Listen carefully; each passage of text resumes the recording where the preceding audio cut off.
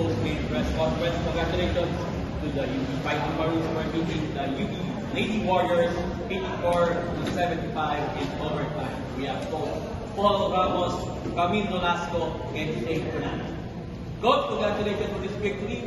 It's an hard-earned win, especially UE gave you a good fight in this game. So you're proud about your team's effort, especially in overtime where UE didn't score from in. You said it again very correctly. They fought very well, and it shows them that this season is all about respect. Like, you cannot disrespect any other team. Not taking away the great game from UE, but I feel we also a lot of lapses on our end. But I'm just really happy we still came out winner of the game. Sorry, Pagotran. Thank you.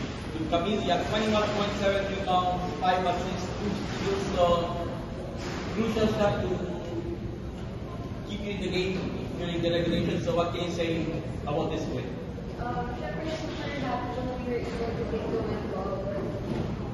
As much as possible, we didn't want the game to be close, pero that's how the game ended. Pero we're just happy na po na we were able to take the win, and moving forward lang po kami sa mga next games namin and how we win. Thank you, Camille. And to Shane, you have 15 points, 14 rebounds, 3 assists, 1 steal, and plus 15. As a starter, ano masasabi mo sa binigay sa iyo niwala ni Coach this game? I'm so very grateful and happy po kasi hindi naman lahat tayo bibigay ng ganung opportunity. Palagi ko lang din iniisip sa sarili ko na kailangan ko mag-step up. Kasi hindi naman all the time lahat kami like fully high energy. So, pag may mga teammates ako na, for example, nadadown or nag-frustrate, iniisip ko lang palagi na I have to step up for them. Thank you. Okay, the floor is open for questions. Camille, what were you thinking dun sa, there was this play where Yale just passed the ball to you. So ano yung parang thoughts mo doon sa shot mo na yun? Were you that sure na papasok talaga yung shot na yun? It's the 70, yung 70 to 74, yung 74 points na yun.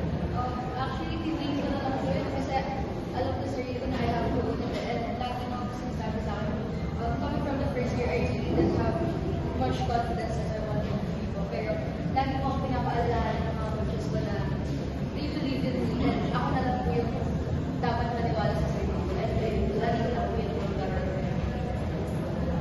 Coach, when you talk about yung contribution ni Shane, not just scoring, but also rebounding, especially since yun na kulang kayo in terms of bigs, pero how is the team stepping up? Kaya namin siya kinuha.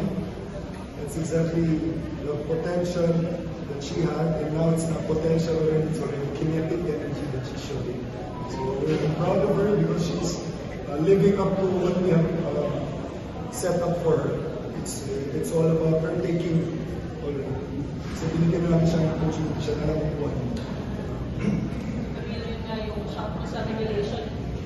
Parang nakala siguro ng mga game winner na yun. But then yun nga, pag-apply yung duty. Siguro as one of the leaders na yun ang team, parang pinalman yung play that extra 5 minutes na yun ang maganda yung nakascore ng field goal. Siyempre po, before the overtime started, yung mindset namin, dapat alam na namin sa amin. And I think that's how we played the overtime po na dapat alam namin sa sarili namin na yun sa atin na ito eh. Kaya yun po, mas umokay po yung dahil namin ng tao. Shane, obviously sa UP, Camille, and then Luna, si Kay, medyo hirap ngayon. But yun nga, parang sila usually yung pinupuntahan ng scorers. But ngayon ikaw yung talagang isa sa mga step up. Siguro ano na lang yung may expect ka sa'yo moving forward after this double-double. Siguro po yung like, magiging consistent ako, like in terms of not just scoring, but especially for rebounding, because yun po kasi yung trabaho ko. So I don't care about the score, basta gagawin ko lang yung trabaho ko. Tulad yung sinasabi lagi ni Coach, gawin ko lang yung part ko. Kasi para ma-reward ko din yung sarili ko. And then, yun lang, yung mga youngsters, mga teammates, hindi kami mag-paraan. Coach, you saw siyempre yung struggle si Camille this season. Yes. How happy are you for the second straight game, a strong performance for want to see more from her moving forward? Growth, more growth. Ano palang, glimpse pa lang ito ng anong kaya ng bata nito. I truly believe that she can really have a great season. Nagiging consistent na. It showed from game 1 to game 2. And I'm confident to say that in our succeeding games, she will flourish more pa than what she has performed. Marami pang mga nuances or in-game, in-between games, in-game maturity that she has to learn. So pag nabuo niya pa yun, yung puzzle na yun, she's really gonna be a great force. Coach, next game, defending champions and you, of course, alam naman natin kung paano challenge sila. Your thoughts na lang sa tinapos mo ng season ngayon and heading into that third game? Just like every game namin, when we win, we tap ourselves on our shoulders. It's a win that we were really dying for. But after that, look forward to the next game. NU is a big challenge, definitely, especially now, ganito yung pinakita namin. So hopefully we can just get some positives out of it and then we'll work on our lapses during the game. Congratulations, Coach. Thank you.